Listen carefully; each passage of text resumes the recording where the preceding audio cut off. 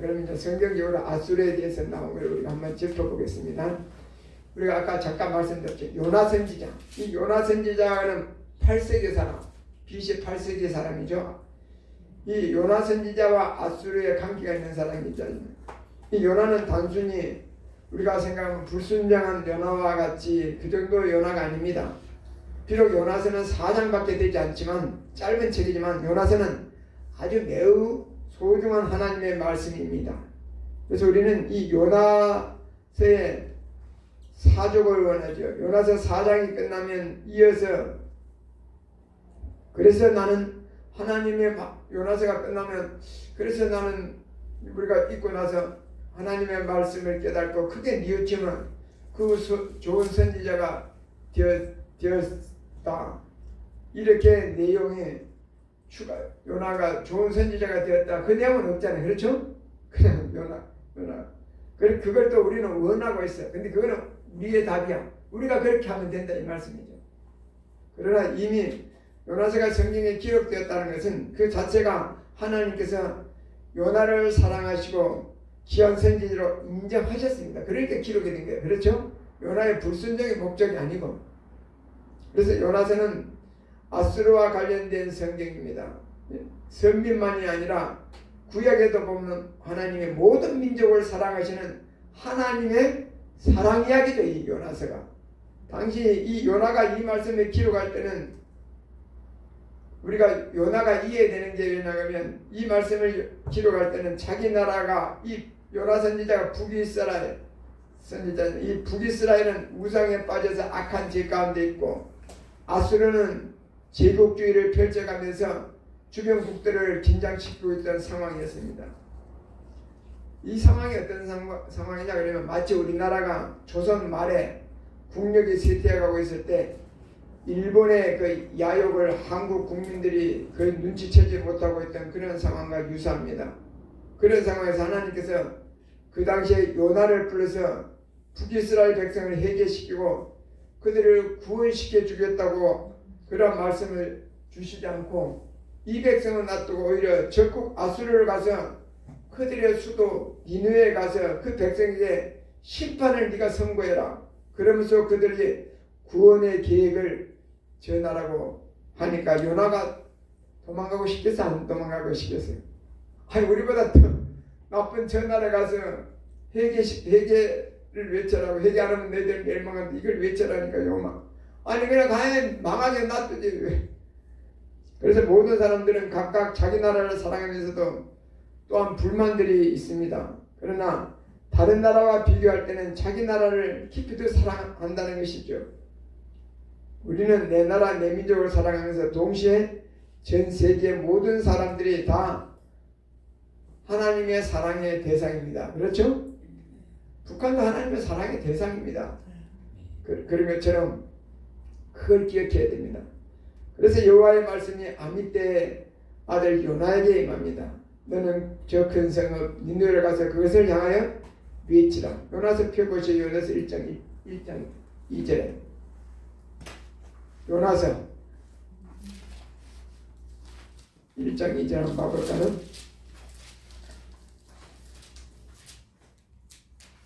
시작.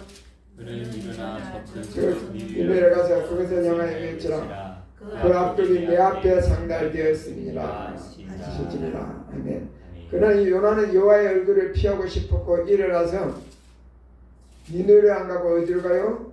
다시스로 도망을 해서 요바로 내려가 싹스를 두고 다시스로 향하는 배에 몸을 싣습니다. 이 요나의 이 다시스로 반전 여행 때문에 큰 물고기가 고생을 좀 했죠. 큰 물고기도 하나님의 말씀을 잘 듣는데 요나는 그 큰 물고기보다도 하나님의 말씀을 듣지 않았으니 잠시나마 큰 물고기만 못한 요나였다고 놀릴 수 있을 것입니다. 3일 동안 큰 물고기 뱃속 호텔이죠. 뱃속 호텔에서 요나가 하나님께 기도함으로 하나님께 그에게 다시 사명을 주시죠. 그래서 여호와의 말씀이 두 번째 이제 또 요나에게 임한다. 요나서 3장 1절 2절 봐보세요.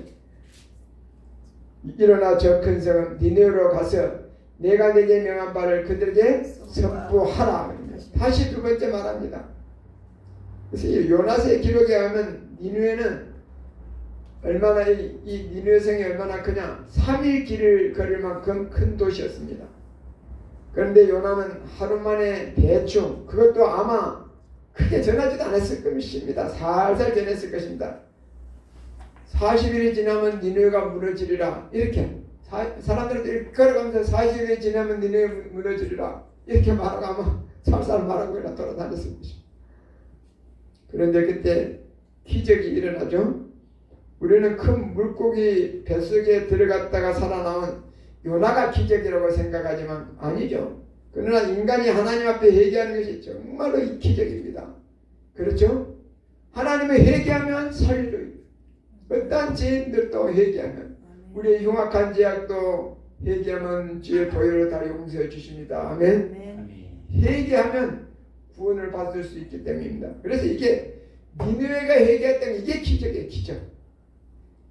요나는 요즘 말로 미친 존재감이었던 것 같습니다. 하루 동안 그렇게 살살 지내는데도 막 백성들이 그렇게 하고 이 소문이 왕궁에 왕도 그걸 알았어요. 그래서 왕과 대신들 백성들이 모두 제 위에 앉아 회개하고 하나님을 믿고 금식 기도를 했으니 말입니다. 그래서 하나님의 이 캐스팅이 정말로 절묘하다고 생각됩니다.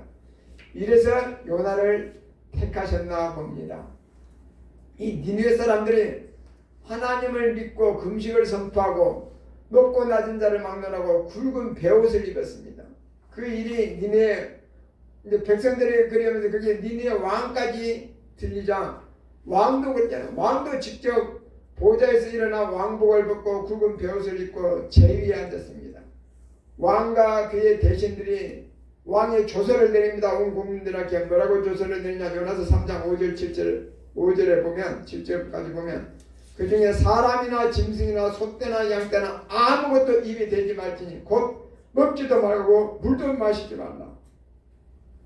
하나님께서는 인간의 회개를 이렇게 좋아합니다. 후에 물론 북이스라엘의 오므리 왕 보면 오므리 왕 아들이 아합이잖아요. 이 아합도 얼마나 최고, 우리가 북이스라엘의 흉악한 왕은 아합 그렇게 손꼽잖아요. 그런데 아합도 그 극심한 죄 가운데 회개했을 때 누가 그렇게 기뻐했나? 하나님이 그렇게 기뻐했습니다. 그래서 자기 후손 아합 때 안 망하고 자기 후손 때 망한 것처럼. 그렇죠. 한 번은 아합이 엘리야를 통해서 그 말씀을 듣잖아요. 하나님의 말씀을 들으면서 니네 이 왕처럼 자기도 옷을 벗고 찢고 굵은 배를 들고 그 금식하면서 누우면서 풀이 죽어 다닙니다. 그래서 하나님께서 엘리야에게 감기 가듯이 말씀하죠. 그거는 성경 어디에 나왔냐 그러면 열왕기상 21장 나와 있습니다. 한번 찾아볼까요? 잘하시는 말씀인데 또 열왕기상 21장 27절 가보시죠.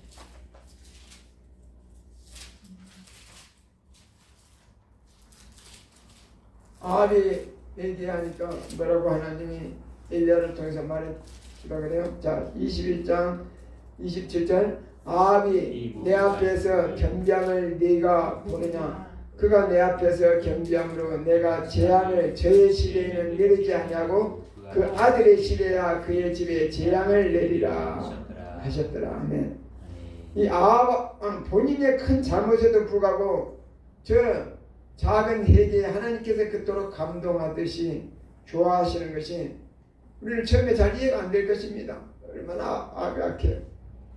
그런데 후에 깨달은 것은 하나님께서는 우리 인간을 용서하기 위해서 몸살 나신 분이야. 우리 인간을 그렇게 용서해 주세요. 그래 네가 잘못했다고 해라. 그 회개해라. 돌이켜라. 그러면 하나님이 그렇게 기뻐하신다. 그 하나님의 기다리시면 오늘 이 시간까지 우리에게 시간이 주어진 거죠. 그래서 아수르 수도 니느웨의 이 왕과 대신들 백성이 모두 금식하고 회개하자 하나님께서 그들을 용서하고 구원하시는 장면이 나옵니다. 이 니느웨 왕이 그렇게 말합니다. 하나님이 뜻을 돌이키시고 그 진노를 그치사 우리가 멸망하지 않게 하시리라. 그렇지 않은지를 누가 알겠느냐 한지라. 하나님이 그들이 행한 것 곧 그 악한 길에서 돌이켜 떠난 것을 보시고 하나님이 뜻을 돌이키사 그들에게 내리라고 말씀하신 재앙을 내리지 아니하시니라. 요나서에 나옵니다. 하나님께서 니느웨 백성을 구원하시는 이유는 다음과 같이 설명하고 있습니다. 또 하나님이 구체적으로 말씀하고 있죠. 이 요나서 4장 11절에 보면 그게 12만 명의 사람들이 하나님을 아는 지식이 없어 불쌍한 사람들이다. 그들 하나님께서는 가축도 아끼신다. 하물며 이 큰 성은 니느웨 좌우를 분별하지 못한 자가 12만이요 가축도 많이 있나니 내가 어찌 아끼지 아니하겠느냐 하시니라. 하나님께서 그 당시 일종의 유대인들은 자기들의 민족주의자요, 자기만의 하나님의 택한 백성 선민이라고 생각했는데 이 요나를 통해서 아수르를 구원하신 걸 볼 수가 있습니다. 그리고 너희들만 착각하고 사는데 너희들의 택한 백성이다 이것만 너희들 생각. 하나님은 그렇지 않다. 그걸 보여주고 있죠. 하나님이 이들도 사랑한다. 이것은 그러면서 아수르를 구하는데 누구를 통해서? 물론 요나를 통해서 택한 백성의 한 사람 요나를 통해서 하는 것처럼 이 선민의식으로 가득 찼던 바울, 그렇죠? 바울이 로마 시민권까지 있지만 원래 히브리인이잖아요. 이 사람이 이방인들에게 사도가 되게 하셨는데 무슨 말이냐? 세계는 다 하나님께 속했기 때문입니다. 이스라엘 먼저 부른 것은 그들이 제사장 나라로 거룩한 신민이 해야 되기 때문에 샘플로 부른 것 뿐이지 그 사람들만을 사랑해서 그들만 부른 게 아니다 이 말이죠. 그래서 요나의 전도를 통해서 구원을 받은 아수르는 이후에 회개 합당한 열매를 맺어서 맺습니다. 그래서 그들이 하나님을 치지 않습니다. 그런데 아수르는 지금 아수르의 제국주의는 이제 그 회개했으면 이제 그 야망 다른 나라를 괴롭히지 않고 안 뺏어야 되는데 그 야망을 저버리지 못하고 브레이크가 고장난 것처럼 질주하죠. 계속 정복합니다. 못된 짓을 또 계속 합니다. 그리고 니느웨에서 요나가 외쳤던 그 150년 후에 나훔 선지자에게 결국 아수르는 멸망의 선포를 결국 아수르는 150년 뒤에 멸망합니다. 나훔 선지자가 너희들이 멸망할 것이다 선포한 대로 멸망을 합니다. 이 북이스라엘과 그 당시에 아수르가 있을 때 아수르가 북이스라엘 누구한테 망한지 아시죠? 아수르에 멸망하잖아요. 남유다는 바벨론한테 이제 멸망하지만은 그래서 우리가 출애굽한 이스라엘은 40년 동안 광야 생활과 그다음 5년간의 이제 정복 전쟁을 여호수아를 통해서 정복 전쟁하고 땅을 분배하죠. 그리고 이제 사사 시대를 접어듭니다. 그리고 사사들이 치리하는 시기를 약 한 300년 가량 봅니다. 사사 시대를. 사사 시대는 결국 마지막 사사 사무엘을 통해서 마감하고 드디어 이스라엘 왕정 시대. 이스라엘 왕정 시대는 또 500년입니다. 500년. 우리 이시조선처럼. 우리나라 조선이 500년을 보고 있잖아요. 그러면 쉽게 우리가 이해될 수 있는데 이스라엘은 500년의 왕정 정치 중 120년 그러니까 첫 번째 왕 사울 왕, 그 다음에 다윗 왕, 그 다음에 솔로몬 왕 다 40년씩 통치를 했거든요. 그러니까 120년 통일된 한 나라로 있다가 통일된 한 나라로 이제 한 나라로 있다가 그 다음에 솔로몬 뒤에 이제 나라가 갈리잖아요. 그리고 북이스라엘과 남유다로 갈리면서 200년을 이제 한민족 두 국가로 200년은 한민족 두 국가로 북이스라엘도 존재하고 남유다도 존재하는데 근데 200년 만에 결국은 아수르에 의해서 북이스라엘이 멸망합니다. 그리고 남유다는 몇 년 더 연장하냐 그러면 150년 뒤에 결국은 바벨론에게 멸망당하죠. 그리고 바벨론에게 멸망당하면서 70년간 포로 생활을 하잖아요.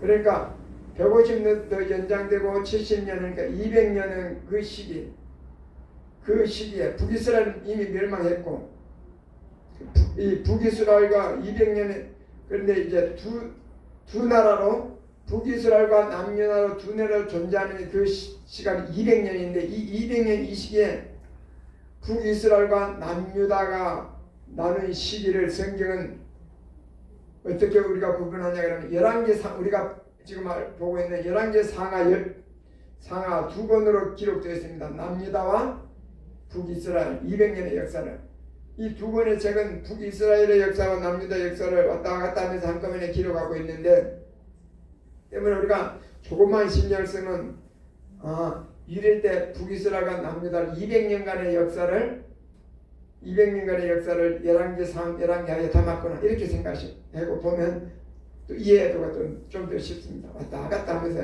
11개 상하를 역대 상하는 남유다만을 위해서 쓴 것입니다. 그거는 사실 우리 민족도 제국을 이해하기는 좀 어려움이 있는데 우리나라는 한민족 두 국가를 경험하고 있기 때문에 지금 우리가 분단 그런 국가잖아요. 가장 잘 이해할 수 있는 이 지구상의 분단 국가가 지구상의 한민족인데 지구상에 우리나라밖에 없습니다. 지금 즉 11개의 상하세를 가장 잘 이해할 수 있는 민족이 우리 민족이에요. 그렇죠. 11개 상하 남과 북이 갈린 거 그것은. 그리고 말씀드렸던 역대 상하 이 두 권의 역사책은 왜냐 그러면 다윗으로부터 시작해서 남유다의 역사만 정리해 놨거든요. 그래서 이제 북이스라엘과 이제 아수르를 살펴보려고 지금 하고 있는데 이 역대기의 역사책은 잠시 이제 뒤로 미루고 11개 상과 11개 두 권의 책 중에서 북이스라엘과 아수르 관계 그 관련된 부분을 살펴볼 것인데 말씀드렸죠. 북이스라엘은 200년간 나라를 유지하면서 7번의 쿠데타가 일어납니다. 총 19명의 왕인데 7번의 왕조가 상관없이 심세사령을 쳐버리고 7번의 쿠데타가 얼마나 그러니까 피비린내 나는 역사였는지 말할 수 있습니다. 200년간 19명의 왕. 이 11명의 왕의 이름은 처음에 여로밤 1세잖아요. 나다, 그 다음에 바이사, 엘라, 시므리, 오므리, 아합, 아시아, 여호람, 에우, 여호아스, 요아스, 여로밤 2세, 스가랴, 살룸, 무나임, 부가이야, 베가, 호세아. 북이스라엘의 마지막 왕이 선지자 호세아 이름으로 같습니다. 동명인데 그 호세아가 아니죠. 북이스라엘 마지막 왕이 호세아입니다. 선지자 호세아가 아니고 동명이인이죠. 그리고 남유다 200년 만에 북이스라엘 망하고 남유다는 150년 더 했으니까 350년간 남유다는 어떻게 되냐? 다른 쿠데타가 없고 다윗 혈통으로 350년 동안 20명의 왕들이 남유다는 20명의 왕들이 나라를 계속 다뤘습니다. 여기는 다른 혈족이 들어오지 않고 다윗 혈통이 계속 이어갑니다. 그래서 그들도 대부분 물론 남유다도 그러면 선한 왕이 아니죠. 대부분은 악한 왕들에서는 가끔씩 다윗의 길로 간 왕이 나타나기도 합니다. 그래서 우리가 이 북이스라엘 200년간 왕들 19명은 하나같이 한 명도 선한 왕이 없고 전부 다 어디로 여로보암의 길로 달려간 안타까운 왕들을 계속 성경은 말해주고 있습니다. 그래서 예를 들어서 11번째 여호아스, 12번째 요아스, 13번째 여로보암 왕 2세의 기록을 보면서 우리가 알 수 있습니다. 유다왕 아시아 아들 요아스 제23년에 에우의 아들 여호아스가 사마리아에서 이스라엘 왕이 되어 17년간 다스리며 여호와 보시기에 악을 행하여 이스라엘에게 범죄하게 한 느밧의 아들 여로보암의 죄를 따라가고 거기서 떠나지 아니하였으므로 하면서 왕들이 약하니까 자기 첫 번째 여로보암의 왕을 따라갔다 여로보암의 왕을 따라갔다 계속 그렇게 말하고 있습니다. 이렇게 몇 명의 예만 살펴봤는데도 이 북이스라엘 왕들은 하나같이 여호와 보시기에 악을 행하고 지혜에서 떠나지 않았다고 기록되어 있습니다. 이렇게 하나님을 떠나 왕들의 통치와 반복되는 쿠데타로 나라가 정신이 하나도 없을 때 제국주의, 그 당시에 제국주의 본격적인 행보를 시작한 아수르가 북이스라엘의 16번째 왕인 그 당시에 무나임이 왕위에 오르자 드디어 북이스라엘에 이제 침략합니다. 아수르가. 그래서 북이스라엘의 15번째 왕인 살룸을 죽이고 쿠데타로 16번째 왕이 된 이 무나임은 아수르가 쳐들어오자 국내 혼란을 오히려 아수르 왕에게 그 당시에 북이스라엘에서 아수르 왕에게 조공을 바치는데 은 1000달란트를 조공으로 바침으로 내가 이렇게 조공을 바쳤다니까 나 왕위를 좀 보존해주라고 그러면서 왕위를 보존하는 왕이 됩니다. 이 무나임 왕이. 그래서 이 무나임은 아수르 왕에게 바치기 위한 은 이 1000달란트를 만들기 위해서 자기 나라 백성 중에 큰 부자들에게 각각 은 50달러씩 강제로 빼앗았다고 성경은 기록하고 있습니다.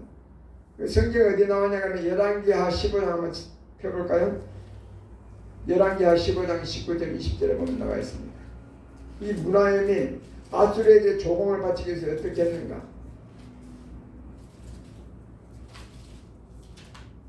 아까 최고의 강성시대가 아수르 왕 디글레플레셋이라고 할 때는 디글레플레셋 3세인데 그 왕이 이름이 불이라고 했습니다. 불. 성경에는 불이라고 나옵니다. 열왕기하 15장 19절 20절 한번 같이 읽어볼까요? 아수르 왕 불이 와서 그 땅을 치려하며 무나임이 은 1000달란트를 불에게 주어서 그로 자기를 도와주게 하므로 나라를 자기 손에 굳게 세우고자 하여 그 은을 이스라엘 모든 큰 부자에게서 강탈하여 각 사람에게 은 50세겔씩 하여 아수르 왕에게 주었더니 이에 아수르 왕이 되돌아가 그 땅에 머물지 아니하였더라. 성경에 이 아수르 왕을 불이라고 기록된 이 불왕은 이 아수르 제국 초반 BC 745년 이 잔혹한 티글리필레셋 이 대형 망불관에 가보면 이 티글리필레셋 3세에 관한 유적들이 지금도 전시되어 있다는 것입니다. 티글리필레셋 그게 불인데 이것이 그 당시에 이 북이스라엘 무나임의 이제 자기가 끝나고 무나임 왕의 아들이었던 무나임의 아들이었던 북이스라엘의 17번째 왕이 누구냐 하면 부가히야예요. 부가히야. 그런데 왕은 2년밖에 못해요. 네, 또 쿠데타가 일어나가지고 쿠데타로 18번째 왕이 된 사람이 누구냐? 베가입니다. 이 베가 때 아수르는 또 노골적으로 제국주의를 드러내고 북이스라엘을 점령해가면서 백성들을 아수르로 잡아갑니다. 이제 백성들을 북이스라엘 백성들을 아수르로 잡아갑니다. 그게 열왕기하 15장 29절 봐보세요. 15장 29절 29절 같이 볼까요? 이스라엘 왕 베가 때 아수르 왕 디글랏빌레셀이 와서 이온과 아벨 벳 마아가와 야노아와 게데스와 하솔과 길앗과 갈릴리와 납달리 온 땅을 점령하고 그 백성을 사로잡아 아수르로 옮겼더라. 이 베가 왕은 그의 외교 노선으로 발빠르게 이제 이렇게 하니까 그 당시 이제 쿠데타를 일으켜서 왕이 된 베가 왕은 너무 힘드니까 남유다와 그 당시에 또 아람과 동맹을 먼저 맺습니다. 그래서 이제 우리가 남유다와 아람과 동맹을 해서 아수르 때문에 못 살겠다. 그러면서 동맹을 맺어서 세 나라가 힘을 합해서 아수르를 대적하고자 제안을 합니다. 그런데 이 남유다는 이미 힘이 빠질 대로 빠진 이 북이스라엘과 아람과의 동맹보다는 오히려 우리가 뭐 그럴 필요 있냐? 바로 우리는 아수르하고 수교하자. 그래서 친아수르 정책이 국가에 더 유익이라는 걸 판단을 내리고 그랬기 때문에 이 북이스라엘 베가왕의 제안을 거절합니다. 남유다가. 그러자 이 북이스라엘과 아람이 아수르의 대적에 앞서 오히려 이 사람들이 우리가 아수르를 치려고 그랬는데 우리를 동맹을 안 맺은다니까 이 북이스라엘과 아람이 그래? 그럼 우리가 남유다를 쳐버리자. 그렇게 해서 남유다를 먼저 치기로 하고 쳐들어올 태세를 취합니다. 그래서 이 남유다가 눈치를 채죠. 사태가 이렇게 되자 당시 남유다 왕이 누구냐 그러면 아하스야. 아하스는 우시야, 요담, 아하스. 요담의 아들이죠. 요담의 이제 아들이 히스기야인데 요담이 어떻게 하냐 그 당시에 요담이 아니라 우시야, 요담, 아하스. 요담의 아들 아하스가 뭐라고 말하냐면 빨리 이제 남유다는 지금 아수르한테 붙었잖아요. 아수르에게 도움을 청합니다. 급박한 상태. 쿠데타가 일상이 되어 있는 나라 북이스라엘은 18번째 왕인 베가가 또 쿠데타에 의해서 살아되고 마지막 왕 호세아가 이스라엘 11번째 왕이 되는데 북이스라엘 마지막 왕이잖아요. 그런데 이 아하스는 그 당시에 아수르 왕이 빌레셋 불 이렇게 3세계 지금 북이스라엘이 우리 동맹 안 해준다고 우리를 치러 온다. 우리 좀 도와주라. 아수르에게 이제 말을 합니다. 그러니까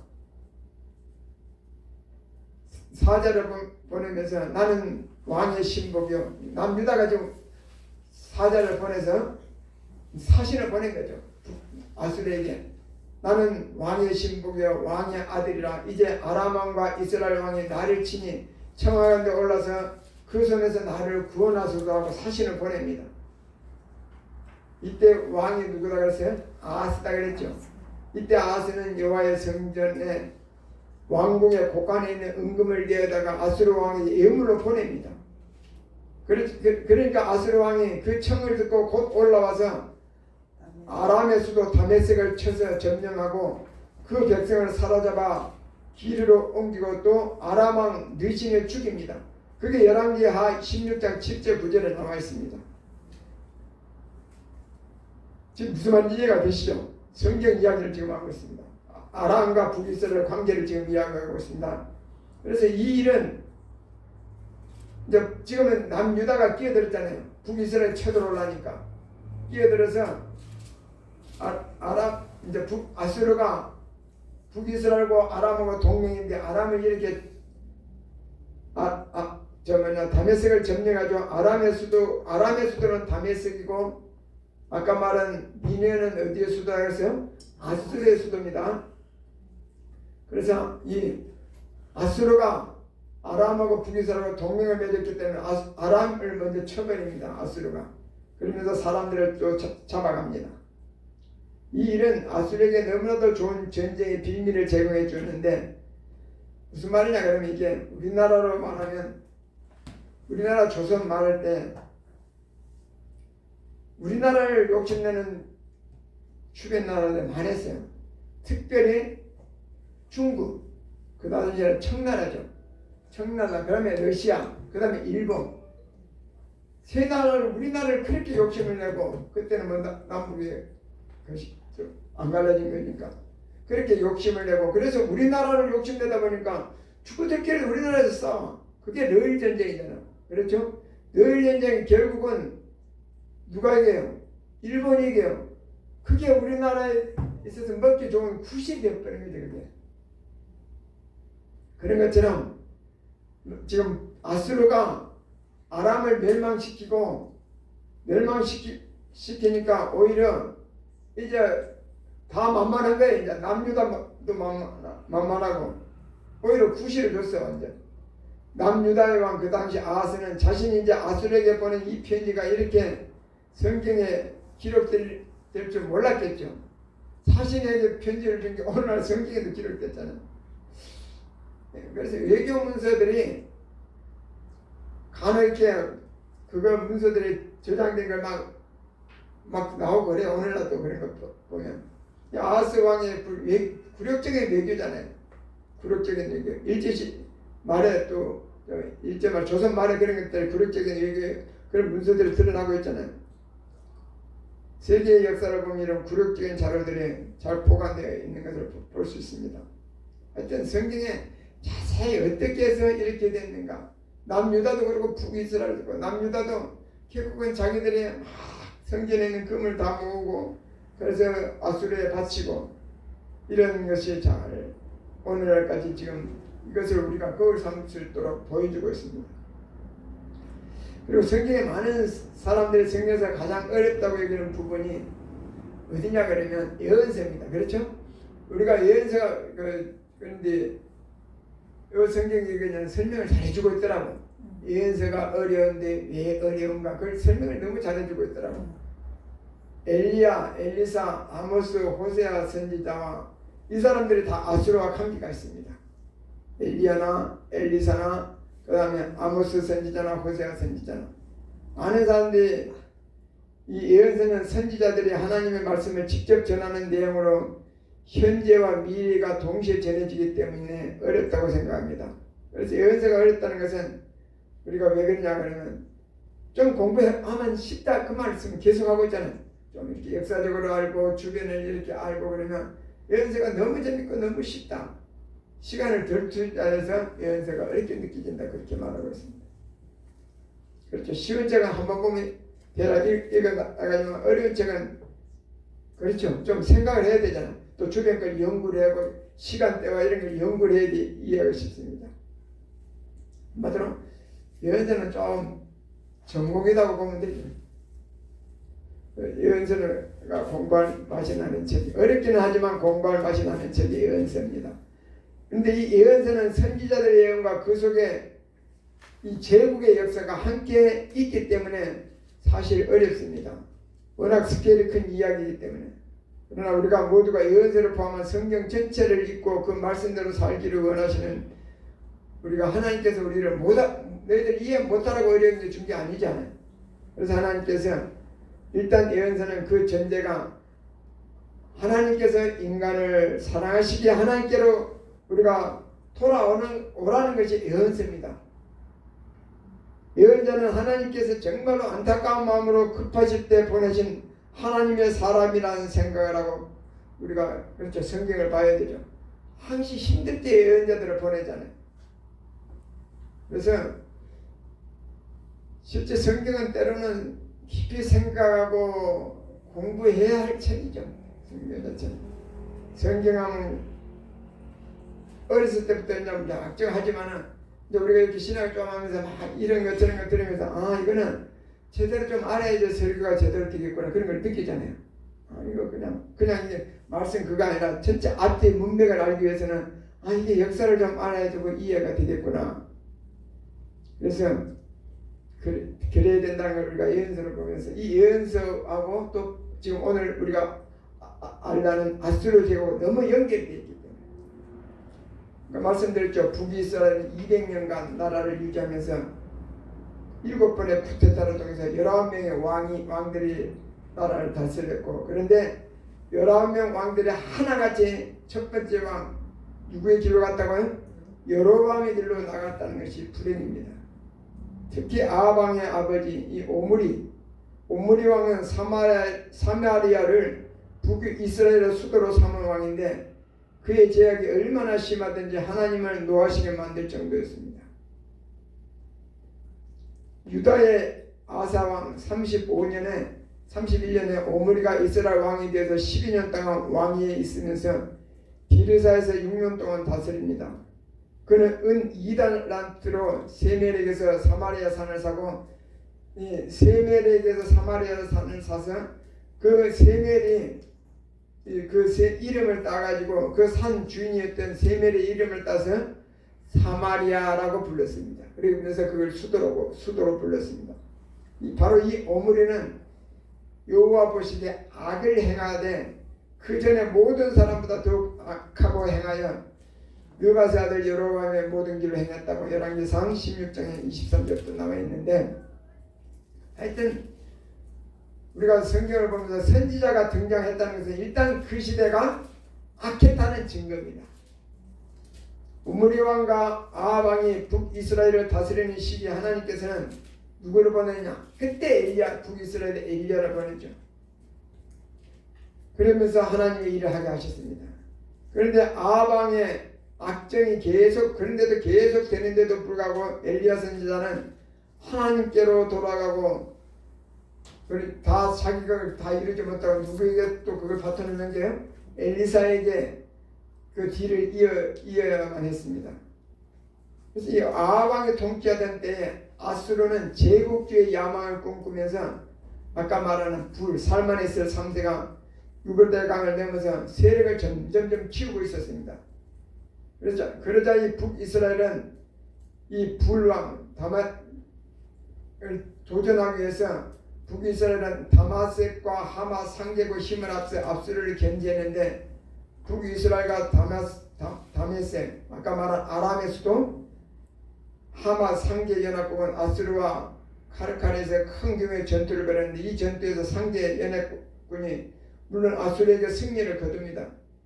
그런데 이때 아수르가 상계 연합군 중에서 북이스라엘 사람 그 당시에 사람이 누구냐? 아합 왕입니다. 북이스라엘 사람이 2000대의 전차와 1만 명의 군사를 보냈는데 사실 이 발라트와 있는 궁전비에 보면 이렇게 오늘 그 영국에 있는 대형 박물관의 그 비에 그 당시에 비문에 보면 이렇게 적혀있다는 것입니다. 주변국들에 비해서 북이스라엘의 경제력과 군사력이 그 당시에 상당했다는 거예요. 누구 때요? 아합 때. 아합 때 군사력이 상당했다는 것을 보여주고 있습니다. 그래서 오므리와 그의 아들 아합 때 북이스라엘의 경제력이 상당한 수준에 있었습니다. 이때 아합 왕의 부인 누구죠? 시돈의 공주 이세벨. 이 이세벨은 온 나라를 휩쓸며 바알과 아세라 산당을 짓고 하나님의 사람 선지자 엘리야와 각을 세우고 엘리야를 죽이려 했습니다. 그러나 엘리사가 엘리야의 뒤를 잇는다는 것이 쉬운 일이 아니었습니다. 그러니까 왜? 엘리야도 죽이려고 했는데 그 뒤를 또 이제 엘리사가 또 이제 파톤을 이어가는데 엘리야 선지자가 그렇게 힘이 들었는데 이게 참 파톤이 있는 게 쉬운 게 아니죠. 그런데 그렇기 때문에 엘리사가 우리 스승도 저렇게 힘이 들었는데 저런 능력이 있는 사람도 힘이 들었는데 나는 얼마나 이걸 헤쳐나가게 더 능력이 있어야 되는가. 그러니까 자기 스승 엘리야를 붙잡고 갑절의 영감을 달라. 왜? 당신 같은 분도 이 험난의 시대를 했는데 나는 당신보다 더 큰 능력을 줘야지 내가 이걸 헤쳐나갈 거 아니냐고. 그래서 갑절의 영감을 달라고 붙잡은 거죠. 엘리사가 요구한 이 두 몫의 영감은 엘리사가 욕심이 많아서가 아니라 시대가 그렇게 어려워서 이것을 헤쳐나가기 너무 힘드니까 더 시대가 점점 더 악해져가고 있다는 현실 때문에 더 큰 영감을 달라고 붙잡은 거죠. 엘리야가 겉옷을 가지고 마라 물을 치자 물이 이리저리 갈라지고 두 사람이 마른 땅 위로 건넙니다. 엘리야가 엘리사에게 말합니다. 나를 네게서 데려감을 당하기 전에 내가 네게 어떻게 할지를 구하라. 그러니까 엘리사가 말하죠. 당신의 성령이 하시는 역사의 두 몫이 내게 있게 하소서. 그러자 엘리야가 대답합니다. 네가 어려운 일을 구하는다. 그러나 나를 네게서 데려가시는 것을 네가 보면 그 일이 네게 이루어지려니와 그렇지 않으면 이루어지지 않으리라. 하면서 두 사람이 길을 가며 말하고 있던 그때 불수레 불말들이 그들을 갈라놓고 엘리야가 효울의 바람을 타고 하늘로 올라가게 됩니다. 그래서 이 북이스라엘은 그 유명한 선지자 엘리야와 엘리사, 이 엘리야에 가졌던 갑절의 영감의 두 몫을 받은 엘리사가 하나님 말씀을 전하는데도 제약이 들어서 도대체 떠나지를 않습니다. 그래서 하나님께서 또다시 선지자를 보낸 거 그렇죠?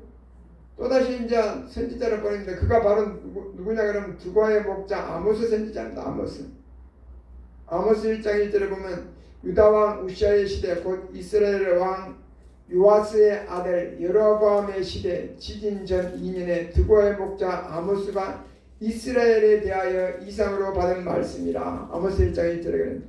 여기서 이스라엘 그러면 북이스라엘 말합니다. 그러니까 아모스는 북이스라엘의 제약들을 말하면서 해결을 촉구합니다. 5시까지만 할게요. 당시 북이스라엘의 부자들의 경제 상황은 최상이었습니다. 아까 말씀드렸죠? 아합 왕 때 경제 상황이 최고 좋았다고. 부자들은 여름과 겨울에 시내일 별장들을 지어서 더위와 추위를 피해가면서 최고급 바산의 소고기를 먹으면서 가난한 자들의 이불과도 같은 겉옷까지 빼앗아 추운 밤에도 돌려주지 않았습니다. 온 나라는 우상으로 가득하고 하나님과 담을 쌓고 살아가면서 선지자들의 말에 콧방귀도 끼지 않는 상태입니다. 그러니 하나님의 말씀을 전한 선지자들의 마음이 타들어갈 수밖에 없습니다. 그렇죠? 참 이게 경제적으로 이렇게 넉넉하고 그러면 하나님 안 믿어도 이렇게 잘 살게 되는데 콧방귀도 끼지 않아요. 그래서 하나님께서는 북이스라엘에게 또다시 선지자를 보내는데 이번에는 삶으로, 아니 그냥 말로만 하지 말고 삶으로 보여주기 위해서 그러한 사명을 가진 선지자를 보냅니다. 누구예요? 그가 바로 이스라엘에 옷을 벗고 막 하는 사람 있죠. 누구죠? 호세아 선지자. 북이스라엘의 마지막 왕도 호세아지만 동명이인이다 그랬어요. 이 호세아 선지자를 보냅니다. 호세아서 1장 1절 한번 봐보세요. 나라가 이렇게 하는데 계속 선지자를 보냅니다. 돌아와라 돌아와라. 유명한 선지자들은 있다는 것은 그 정도로 그 당시 악했다는 것입니다. 호세아서 1장 1절 볼까요? 시작. 우시아와 요담과 아하스와 히스기야가 이어 유대 왕이 된 시대 곧 요아스의 아들 여로보암이 이스라엘 왕이 된 시대에 부엘리의 아들 호세아에게 임한 여호와의 말씀이라. 아멘. 여기 요아스의 아들 여로보암은 여로보암 2세를 말합니다. 첫 번째 북이스라엘 왕이 첫 번째 여로보암인데 여기 여로보암은 여로보암 2세를 말하고 있습니다. 2세가 이스라엘 왕이 된 시대에 호세아에게 하나님이만 말씀이라는 것입니다. 그러니까 BC 8세기에 하나님께서 북이스라엘에는 아모스 선지자도 있고 또 누구도 있었어요? 호세아 선지자를 계속 보냅니다. 남유다에는 이사야 선지자는 남유다의 사람이잖아. 남유다의 이제 선지자라면 호세아나 아모스나 이런 사람은 북이스라엘 선지자입니다. 이것은 BC 8세기의 북이스라엘과 남유다 모두 하나님의 마음을 아프게 하기 때문에 남유다에는 이사야를 보내고 북이스라엘은 엘리야, 엘리사, 그 다음에 아모스, 호세아 그런 선지자를 계속 하나님이 보내십니다. 그런 상황임을 우리가 이해하시고 이런 상황에서 아수르가 이 나라들을 어떻게 하고 있는가? 북이스라엘의 아까 11번째 마지막 왕이 누구다 그랬어요? 호세아. 이 호세아 왕 때 아수르 왕 살마네셀이 공격해오자 이 호세아가 그 중에 그에게 내가 당신의 종이 되겠습니다 하고 조공을 또 바칩니다. 그러다가 호세아는 애굽의 왕 소에게 사자들을 보내 도움을 조공도 계속 바칠 수 없잖아. 바칠 게 없는데 애굽 왕 소에게 사자를 보내서 도움을 청합니다. 우리 좀 도와주고 좀 아수르 왕인데 이제 조공 바칠 것도 없으니까 우리 좀 도와주라고 해마다 하던 대로 그러면서 애굽하고 이제 손을 잡고 조공을 아수르에게 보내지 않습니다. 호세아 마지막 왕이. 그래서 아수르 왕 호세아가 배반함을 보고 사마리아로 누가 올까요? 아수르가 옵니다. 그러면서 사마리아 성을 몇 년 동안 에워쌌냐 그러면 3년 동안 에워쌉니다.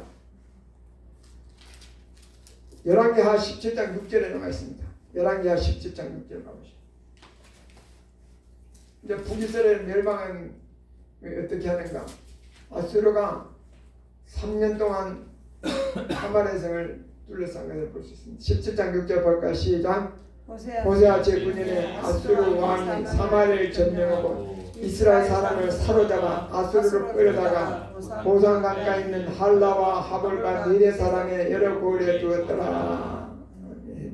호세아가 왕이 된 지 9년째 북이스라엘은 아수르에서 완전히 멸망합니다. 그리고 많이 끌려갑니다. 아수르는 이 북이스라엘 사람들을 잡아다가 아수르 제국의 여러 나라로 막 흩어지게 만듭니다. 백성들을 끌어다가 흩어지게 만듭니다.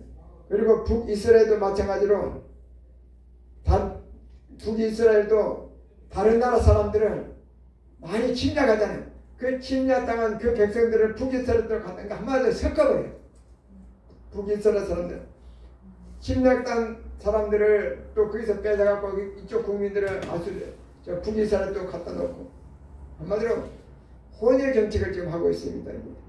네. 왜 혼혈 정책을 할까요? 서로 단합이 안 되게 혼혈 정책을 실행하면서 왜 단합은 단일 민족의 단합이 잘 되잖아요. 반란을 도모하지 말라고. 아니 민족의 근원을 싹을 다루는 거죠.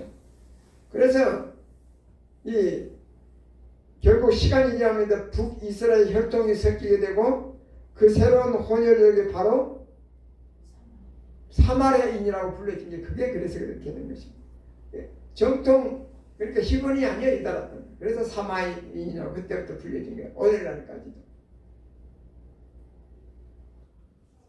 그래서 열왕기하 17장 24절에 보면 아수르 왕이 바벨론과 후다와 아와와 하맛과 스발와임에서 사람을 옮겨다가 이스라엘 자손을 대신하여 사마리아 여러 성읍에 두면 그들이 사마리아를 차지하고 그 여러 성읍에 거주하니라. 이스라엘의 교만은 얼굴에 드러났나니 그들이 이 모든 일을 당하여도 이렇게 그들이 당했는데도 북이스라엘 백성들은 하나님께로 돌아오지 않았다는 것입니다. 구하지도 아니하고 에브라임의 어리석은 비둘기같이 지혜가 없어서 애굽을 향하여 부르짖어 아수르로 가는도다. 호세아 7장 10절에 나와 있습니다. 호세아 7장 10절부터 11절까지 그걸 말하고 있습니다. 그러니까 북이스라엘을 하나님께서는 너희들이 멸망을 보고 하나님은 뭐라고 탄식하냐. 북이스라엘아 이스라엘아 또 에브라임도 이스라엘입니다. 이스라엘아 에브라임아 에브라임아 이렇게 부르시고 있습니다. 이 에브라임아라고 부르신 것은 왜 에브라임이라고 불렀어요? 북이스라엘의 첫 번째 왕이었던 여로보암이 에브라임 지파 출신이기 때문에 에브라임아 성경에 에브라임아 그러면 북이스라엘을 말하고 있습니다. 그래서 에브라임아 첫 번째 여로보암이 에브라임 지파이기 때문에 야곱의 12아들 중에서 에브라임은 요셉에서 난 자녀죠. 므낫세와 에브라임 그게 에브라임 지파이기 때문에 에브라임아 그렇게 하나님의 탄식을 마치겠습니다. 그만합시다. 그래서 BC 722년 책에 이제 다 나와 있어요. 여러분 책을 봐라고 제가 책을 사서 보고 그 강의안을 내가 6번 강의한 걸 다 보고 그걸 먼저 이렇게 보고 책 읽게 되나 이 관점에서 내가 책을 봐야 되겠다 하면 읽어보셔요. 그래서 북이스라엘은 BC 722년에 아수르에서 200년 만에 이렇게 나라의 문을 완전히 닫았습니다. 그래서 아수르는 북이스라엘에 이어서 남유다에도 손을 뻗어 그들의 야욕을 본격적으로 드러내기 시작합니다. 자, 여기까지만 하겠습니다. 더 해도 되겠어요? 가야 돼요. 가야 돼. 일하러 가야 되는데. 근무 시간에도 시간이 있죠. 기도하겠습니다. 하나님 아버지 감사합니다. 하나님 성경에 나오는 아수르를 통해서 나는 성경의 영광에서 보았습니다. 하나님 이런 제국을 통해서 우리에게 징계도 하시고 또 때로는 페르시아를 통해서 하나님 회복해도 하시고 로마를 통해서 복음을 또 세계만병에 로마 제국을 통해서 증거도 하시는 하나님 아버지 인류의 역사를 아버지께서 오늘도 경영하고 계신 줄 믿습니다. 그 인류 역사 가운데 오늘 이 시대에 우리가 존재하는 것은 하나님의 그 뜻을 살펴서 하나님 뜻에 우리에게 부름받은 우리의 각자의 사명을 위해서 우리가 오늘 또 존재하고 있습니다. 아버지 하나님 말씀을 통해서 성경의 역사를 통해서 하나님을 더 많이 알아가게 하시고 하나님이 오늘 또 이 인류 역사를 경영하고 계신 걸 믿고 우리가 우리가 하나님 흔들림 없이 주님을 바라보며 나아가는 제자들이 하여 주시옵소서. 예수 그리스도의 이름으로 간절히 기도하옵나이다. 아멘. 아멘.